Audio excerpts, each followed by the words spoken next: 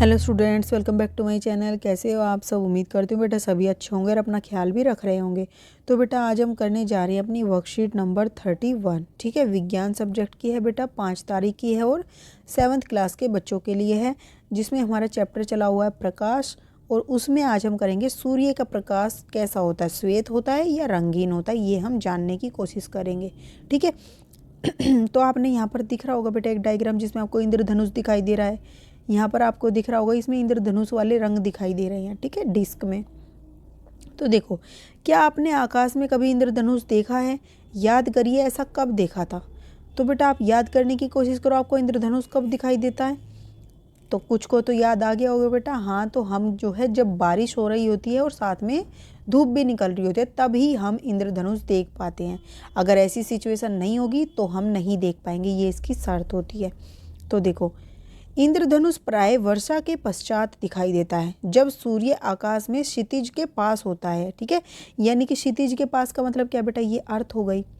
तो ये सूर्य मतलब यहाँ पर होगा तो नहीं, सूर्य मतलब कहीं इस तरीके से ऐसे पास में होगा, इसके इतने एरिया में लगा लो आप, या तो यहाँ या यहाँ पर या यहाँ पर, मतलब इधर होगा। कुल मिलाकर क्षितिज के, क्षितिज होता है ये वाला, अर्थ के पास, ऐसे पास होगा, मतलब अर्थ के ऊपर नहीं होगा। ठीक है, तब हमें दिखाई देता। और क्या होता है बेटा, और हमें ये दिखेगा कब, जैसे मान लो सूर्य इधर है तो हमें इधर दिखाई देगा इंद्रधनुष। अगर सूर्य इधर है बेटा, दिन रात का समय दिन छिप रहा है, तो हमें इंद्रधनुष इधर दिखाई देगा। ठीक है, और सुबह के समय बारिश हो रही है तो सूर्य कहीं इधर होता है पृथ्वी के, ठीक है, मतलब कि पूर्व में होता है, तो हमें इधर दिखाई देगा। समझ रहे हो? जब बीच में होगा सूर्य तो हमें नहीं दिखाई देता, जब साइड में होते हैं बेटा, या तो उग रहा होता है या फिर छिप रहा होता है, तभी हमें दिखाई देता है। ओके, देखो, इंद्रधनुष आकाश में 7 रंगों में एक बड़े धनुष यानी कि एक बड़ी सी आर्क के रूप में दिखाई देता है। ये रंग या वर्ण, वर्ण का मतलब भी रंग होता है। तो ये रंग कौन कौन से होते हैं? 7 बेटा, लाल, नारंगी, पीला, हरा, नीला, जामुनी और बैंगनी। ठीक है, ये 7 रंग दिखाई देते हैं। तो इंद्रधनुष के रंगों के नीचे से ऊपर की तरफ याद रखने की संक्षिप्त रूप ये है, मतलब नीचे से ऊपर की तरफ सबसे पहले कौन सा आएगा बेटा? बैंगनी। ठीक है, उसके बाद कौन सा आएगा? जामुनी। उसके बाद कौन सा आएगा? नीला। उसके बाद कौन सा आएगा? हरा। उसके बाद पीला। उसके बाद नारंगी और उसके बाद लाल।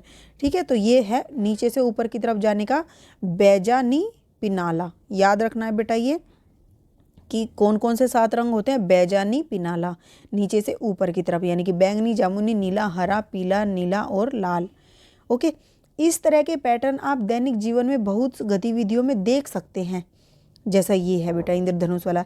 कुछ गतिविधियों को आप घर पर कर सकते हैं, जैसे कि जल में साबुन घोलकर विलयन तैयार करिए तथा एक स्ट्रो या खाली रिफिल की मदद से आप बुलबुले बनाएं, तो ये बुलबुले रंगीन आपको दिखाई देते हैं। ठीक है, तो यहाँ से क्या होता है बेटा, रंगीन क्यों दिखाई देते हैं कि उन बुलबुलों पर जब प्रकाश की किरणें पड़ती हैं तो उस बुलबुले में जो बेटा एक कांच की तरह कार्य करता है, वो जो इसको क्या कर देता है, 7 रंगों में विभाजित कर देता है।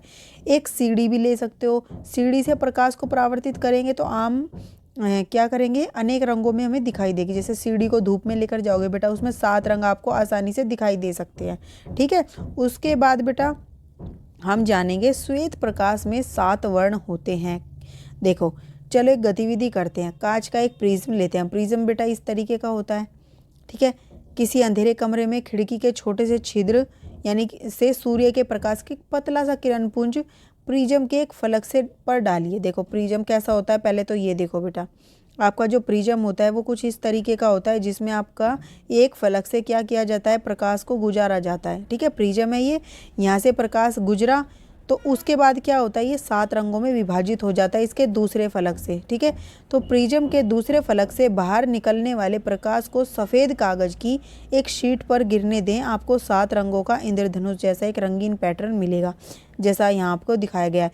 ऊपर लाल रंग होगा और नीचे क्या होगा आपका, जामुनी रंग होगा। ठीक है, यह दर्शाता है कि सूर्य के प्रकाश में 7 रंग विद्यमान होते हैं। ठीक है, यह क्या दर्शाता है कि सूर्य के प्रकाश में क्या होते हैं, 7 रंग होते हैं। कौन कौन से? बैजानी, पिनाला। ठीक है, उसके बाद न्यूटन की जो डिस्क होती है, ये यहाँ मतलब न्यूटन की जो डिस्क है बेटा, उसमें भी 7 रंग दिखाई देते हैं। तो वो कैसी होती है? लगभग 10 सेंटीमीटर व्यास की गत्ते की एक वृत्ताकार डिस्क लीजिए। इस डिस्क को 7 खंडों में बांट लीजिए तथा चित्र में दर्शाए अनुसार इन खंडों को इंद्रधनुष के 7 वर्णों से पेंट कीजिए।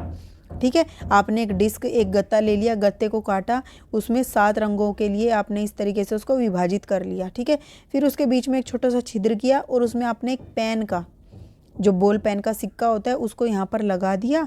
और फिर इसको आपने देखा होगा पहले ऐसे पंखुड़ियाँ भी बन के आती थी, उसको आप हाथों से घुमा रहे हो तो आपको ये जो 7 रंग थे ये सब मिक्स होने के बाद वाइट कलर की ये दिखाई देगी जब ये पूरी तेज़ी से घूमेगी।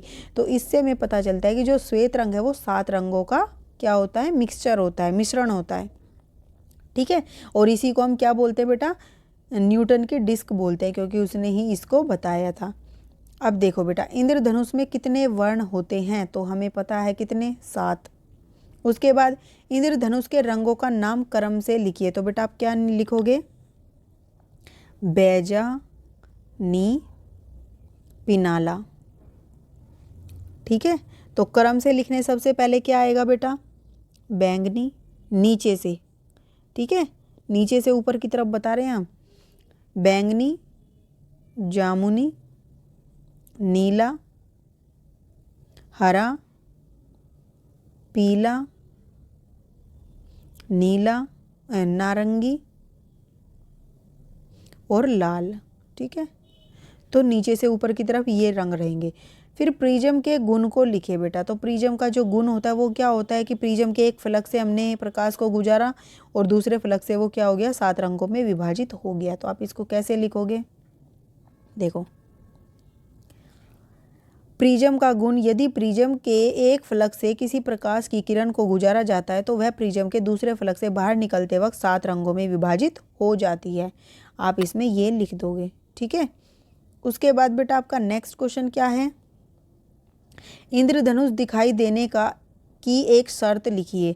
तो इंद्रधनुष दिखाई देने की बेटा एक शर्त क्या है, ये शर्त है कि क्या होता है, सूर्य, बारिश भी होनी, उस समय पर सूर्य भी निकलना होना चाहिए, क्षितिज के पास होना चाहिए और वर्षा भी होनी चाहिए। तो आप इसमें लिखोगे, इंद्रधनुष प्राय वर्षा के पश्चात दिखाई देता है जब सूर्य आकाश की क्षितिज के पास होता है।